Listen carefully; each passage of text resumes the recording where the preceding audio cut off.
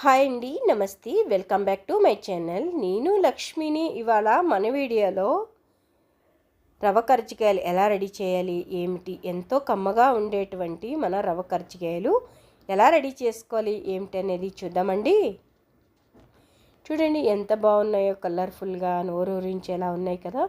ఇక్కడ 1 tea spoon వరకు నెయ్యి అనేది వేసుకోండి. 1 టీ స్పూన్ కానీ 2 స్పూన్లు కానీ మీరు ఎంత తీసుకుంటారో. నెయ్యి, రవ్వ, ఇక్కడ సుజీ రవ్వ అండి, ఉప్మా రవ్వ 1 కప్పు తీసుకున్నాను.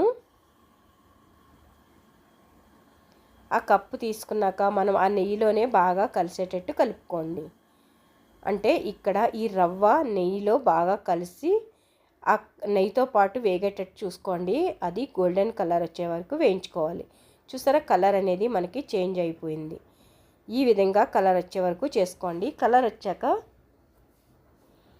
ఈ కలర్ వస్తే చాలండి మనకి.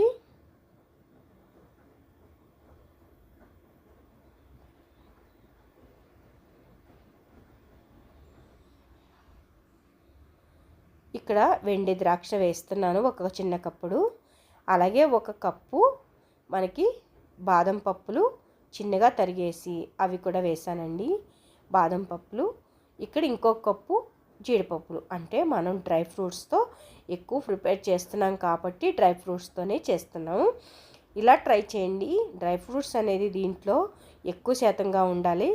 మన చిన్న చిన్న కప్పులైనా కూడా ఏ కప్తో అయితే రవ్వ తీసుకున్నామో ఆ కప్పుకి ఫుల్గా మనకి ఈ డ్రై ఫ్రూట్స్ అనేది ఉండేటట్టు చూసుకోండి. 1 కప్పు వరకు వెండి కొబ్బరి. వెండి కొబ్బరి మీరు తురుముకున్నా పర్లేదు. ఇక్కడ నేను మిక్సీలో వేసానండి వెండి కొబ్బరి తురుము. ఇక్కడ 1/4 కప్పు కానీ 1/2 కప్పు కానీ, నేను 1/2 కప్పు వేస్తున్నానండి. మీరు కావాలనుకుంటే ఎక్కువ కూడా వేసుకోవచ్చు. స్వీట్ అనేది ఎందుకులే అని చెప్పేసి నేను తక్కువగా వేస్తున్నాను. మీరు 1/4 కప్పు వేసుకోండి. నేనైతే 1/2 కప్పే వేసానండి. మీరు 1/4 కప్పు వేసుకుంటే పర్ఫెక్ట్గా సరిపోతుంది. ఈ బెల్లం, డ్రై ఫ్రూట్స్, రవ్వ బాగా కలిసేటట్టు మీరు కలుపుకోండి. స్టవ్ ఆఫ్ చేసేసుకోవాలి. నేను స్టవ్ మీద ఎందుకు చూపిస్తున్నానంటే కింద దానికి ప్లాస్టిక్ ఉంది కాబట్టి నేను కింద ఇలాగే స్టవ్ మీద చూపిస్తున్నాను. మీరు స్టవ్ ఆఫ్ చేసుకుని అలాగే బెల్లం కరిగేటట్టు చూసుకోండి.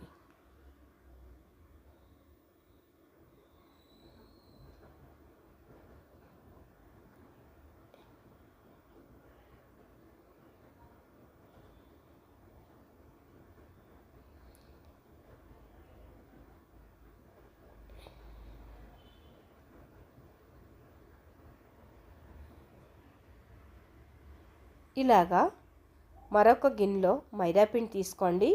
మీరు మైదాపిండి కానీ గోధుమ పిండి కానీ రెండిట్లో ఏదైనా తీసుకోవచ్చండి. ఇక్కడ 2 కప్పుల వరకు మైదాపిండి తీసుకొని 1 చిటికెడు సాల్ట్ వేయండి.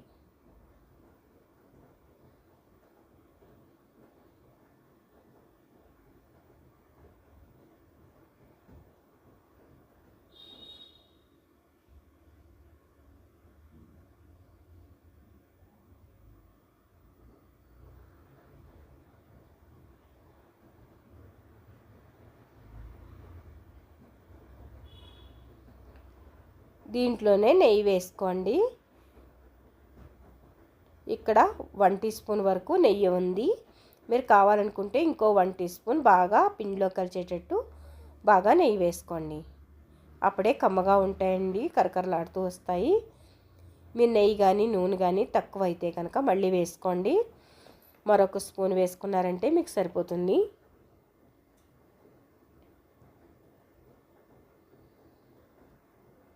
ఇలా ముద్ద అవ్వాలి.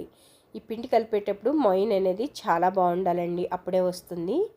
తర్వాత కొంచెం కొంచెంగా వాటర్ యాడ్ చేసుకుంటూ పిండి అనేది కలుపుకోవాలి. ఒకేసారి కాకుండా మీరు కొంచెం కొంచెంగా యాడ్ చేసుకోండి. ఇక్కడ మినిమం పావు తక్కువ గ్లాస్ అయితే వాటర్ అనేది పట్టేస్తుందండి. నేను ఇక్కడ 1 గ్లాస్ తీసుకున్నాను కదా, వాటర్ అనేది బాగానే పడుతుంది. కానీ కొంచెం గట్టిగా కలుపుకోండి, అప్పుడే మనకి బాగుంటుంది. కొంచెం కొంచెం వేసుకోండి. దాంట్లో పావు వంతు నీళ్లు ఉండిపోయినాయండి. 2 వంతుల నీళ్ళు వరకు మనకి వాటర్ అనేది ఖాళీ అయిపోయింది. ఒకేసారి వేసారంటే పిండిలో అక్కడక్కడ లంప్స్ అనేది ఉండిపోతూ ఉంటాయి.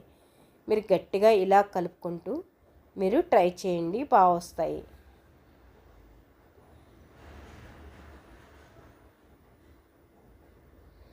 పిండి అనేది ఇంత గట్టిగా ఉంటే చాలండి, అప్పుడే మనకి బాగుంటుంది. గట్టిగా ఉంటే తర్వాత కొంచెం సాఫ్ట్ అయ్యే అవకాశం ఉంటుంది. ఇలాగా 15-20 నిమిషాలు మీరు సైన్ పెట్టేసుకోండి, లేదా మీకు 10 మినిట్స్ అయినా. ఇలా పిండి నానిపోయి ఉంటుంది. అప్పుడు మళ్ళీ మరొకసారి పిండిని మీరు మళ్ళీ బాగా కలుపుకోవాలండి. ఏ విధంగా అంటే మనకి చపాతీ పిండి ఎలాగైతే నొక్కి మనం ఎలాగైతే చేస్తామో ఆ విధంగా బాగా కలపాలి.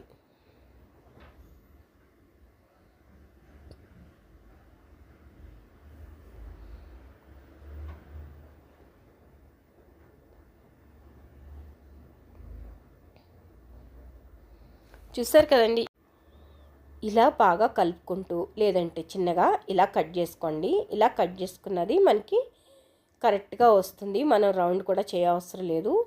ఇలాగే అన్నీ చేసేసుకోవచ్చండి. ఇలాగ మీ చిన్నవి కావాలితే చిన్నగా కట్ చేసుకోండి, లేదా పెద్దవి కావాలితే పెద్దగా కట్ చేసుకుంటూ మీరు ఇలాగా రోల్ చేసుకుంటూ కట్ చేసుకోండి.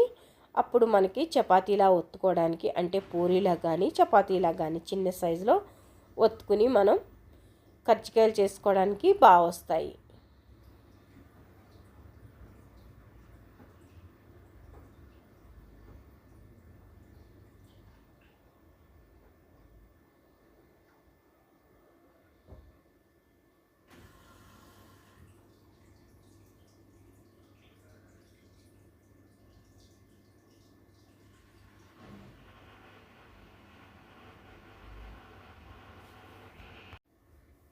చూసారు కదా, ఇలాగా మనం ఏదైతే రవ్వ రెడీ చేసుకున్నాం కదా డ్రై ఫ్రూట్స్తో, అలా చపాతీ ఒత్తేసుకున్నాక మనకి సైడ్ని నీళ్ళు అనేది అంటించి మధ్యలో మనం ఆ స్టఫింగ్ పెట్టుకుని ఇలా ఒత్తుకున్నాక మనకి కర్జికాయలు అనేది రెడీ చేసుకోవచ్చండి. మీరు చిన్నవి చేసుకుంటారా, పెద్దవి చేసుకుంటారా? నాది కర్జికాయ కుడుక అనేది ఉండేదండి, అది ఎక్కడ పెట్టేసామో అస్సలు కనిపించడం లేదు. అమ్మ వాళ్ళ ఇంటికి అయితే ఇచ్చానండి, అది ఏమైపోయిందో తెలీదు. సో అందుకోసమే ఇలాగా ఫోర్క్స్తో చేస్తున్నాను, మీ కర్జికాయ షేప్ రావడం కోసం. లేదంటే సైడ్ కూడా కట్ చేసుకోవచ్చండి. మీ దగ్గర పిజ్జా కట్టర్ ఉంటే, నేను పర్వాలేదులే అని చేసేసాను, ఎందుకులే కట్ చేయడం అనేసి. మీకు ఎగ్జాక్ట్లీ రావాలి అంటే కనుక అలాగా మీ పిజ్జా కట్టర్ తీసుకుని రౌండ్గా కట్ చేసుకుంటే కరెక్ట్ వచ్చేస్తుంది.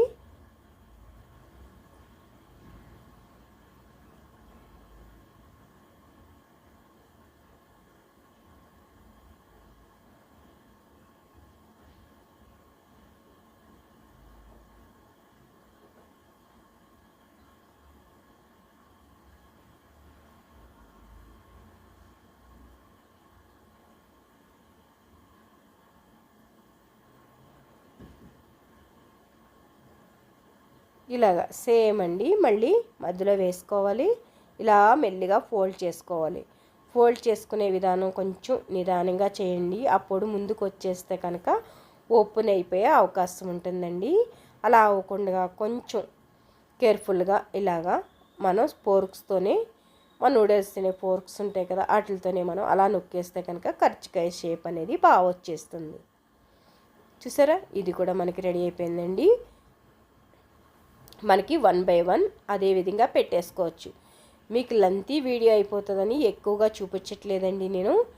మీరు ఒక్కొక్కటి నెక్స్ట్ అన్నీ కూడా అలాగే రెడీ చేసుకోండి. అన్నీ రెడీ చేసుకున్నాక డీప్ ఫ్రైకి ఒక 1/2 లీటర్ ఆయిల్ వరకు తీసుకోండి.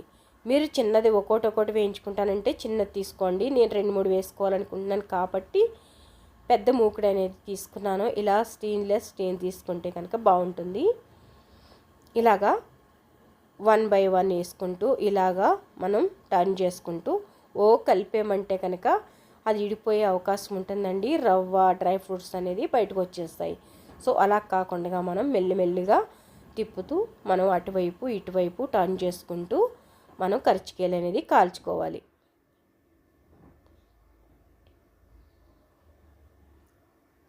మీరు మీడియంలో పెట్టుకున్నా ఫాస్ట్లో పెట్టుకున్నా త్వరగా అయిపోతాయండి. ఎందుకంటే మైదాతో మనం చాలా పలుచగా చేసాం కాబట్టి, అదే దలసరిగా చేస్తే కనుక చాలా దలసరిగా వచ్చేస్తాయండి.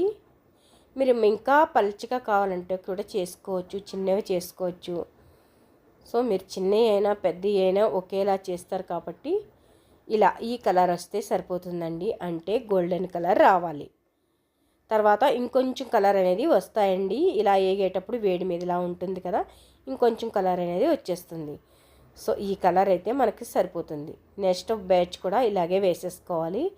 సేమ్ టు అండి, ఇదే బ్యాచ్ ఇలాగే వేసేసుకుని అన్నీ కూడా మనం అలాగే కాల్ చేసుకోవాలి. అంటే ఇలాగే డీప్ ఫ్రై చేసుకోవాలి, అప్పుడే కదా బాగుంటాయి.